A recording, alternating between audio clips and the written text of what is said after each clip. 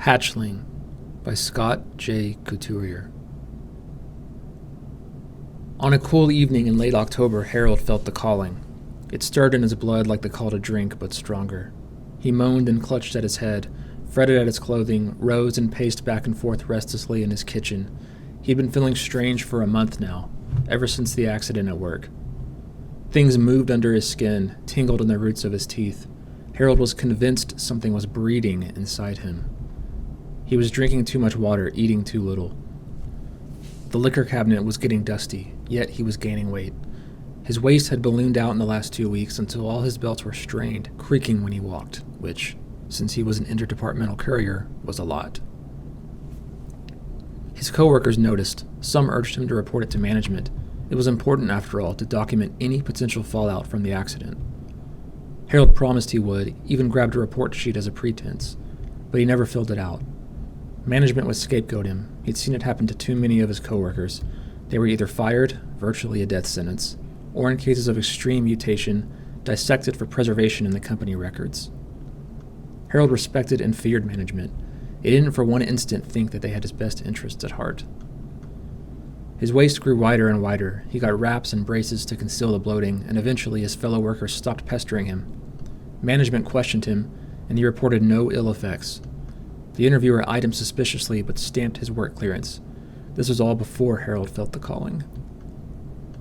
It was cold that October evening, wind howling off the lakes. Harold was back home. He, like many of the company's lifer employees, could afford a private residence. He'd done his time in the work-sleep tubes in his 20s and 30s, was glad to finally have a place of his own. The calling.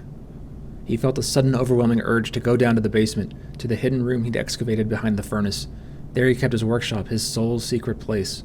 He spent a lot of time down there, tinkering with the neon-colored wind-up toys he assembled at his company-designated hobby. They went to entertain children at the birthing orphanages, or so he was assured by the drivers of the black van that came to collect them every Thursday. Harold flicked on the basement lights and went downstairs. He'd been having visions lately, images of outer cosmic vistas and godlike acts of creation.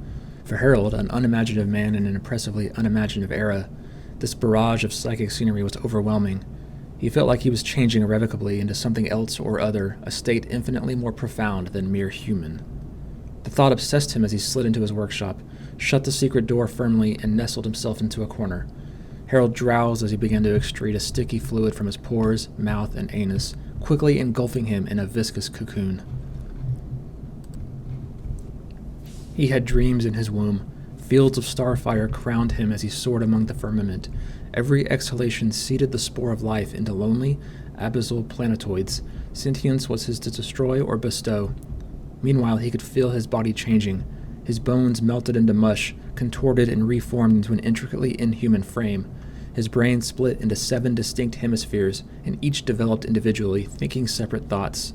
New sensory organs sprouted, inroads of wholly alien sensation and dimension. Harold shivered in his cocoon, the skin of the thing pulsing with his delight. Eyes sprouted on the pouch's exterior so he could peer out at the dark basement room. They came to search for him, of course, but failed to find the secret door. Really, it was a cursory examination. Management was used to workers disappearing suddenly. Usually, management was responsible for such disappearances. Harold gestated in the dark, damp, moldering room. Months passed, and new occupants moved into the house, a family. He could faintly hear them shuffling around boxes in the basement, the call of child to parent. Girl, boy, he couldn't tell. He was no longer possessed of such gross, dichotomous discernment. What he knew instead was a singular hunger. Inside his cocoon, the body salivated. Often he dreamt of the accident. When his memory came, all eyes on the cocoon slid shut as one. The shattering of laboratory glass, a fume of fluorescent green mist. It went up his nose, down his throat, clung to his skin as he scrambled back. He'd never even been in that sector, had been dropping off a requisition of data tapes. The cloud burned as it inundated him, and the first itching sensations began soon after. He could recall bizarre etchings on the floor. It almost seemed like that black-robed scientist had pushed the flask over on purpose. What were they working on down there anyways? The company had fingers in every pie. He remembered the scientist, smirking at him as he choked and gagged. Really, whoever needed spare data tapes? Wincing, Harold tried to scratch at himself in the cocoon, but his new body wouldn't obey his commands. It's not time yet, he reasoned with himself. returning to half-lulled innocence. The eye-studded sack quivered, resembling something like a sigh. When my metamorphosis is complete, I will bestride the world and the cosmos beyond. Idly, he wondered if his new body would have wings. It had to be an accident. They wouldn't have done this to me, given me this immense power on purpose. Once again, it was late October. The wind was warmer than the previous year. Storms on the lakes blew even fiercer and stranger. In his cocoon, Harold watched as management deployed puny weather sifters to do something about the gale force winds. Harold's cocoon, he no longer thought of himself as he, much less human, was psychic, omniscient.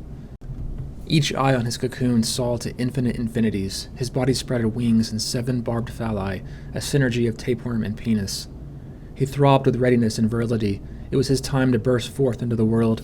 In babbling arcane languages, he thanked the universe for its blind favor. To think, he'd just been dropping off data tapes.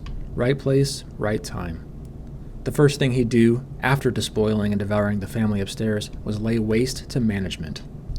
Freedom, the very concept was long forgotten, stricken from the company genome. Harold had relearned it in his long astral traveling. He recalled with shame, trembling as he took up spade and trowel to excavate his little illicit hideaway behind the furnace. The shame infuriated him. Harold pulsed with rage and potency, rupturing his cocoon at the appointed time. He felt pain. Horrific, tearing, mortal pain. His flesh, the cocoon's flesh, tore asunder as an impossibly long black limb thrust from its wetness. Acidic embryonic fluids gushed, steaming upon contact with the concrete. Harold tried to scream but could not. He was a mere weeping sack of membrane and eyeballs, consciousness rent alongside his viscera. Gone were the visions of spiraling nebulae, the boundless eternal gaze of Godhead replaced by a subhuman torment. Harold quivered as he understood these perceptions were never his own, but belonged to the foul being he had gestated unknowingly, unwillingly. It let him think he was changing, parasitically sharing its ulterior relativity to lull him into cooperation.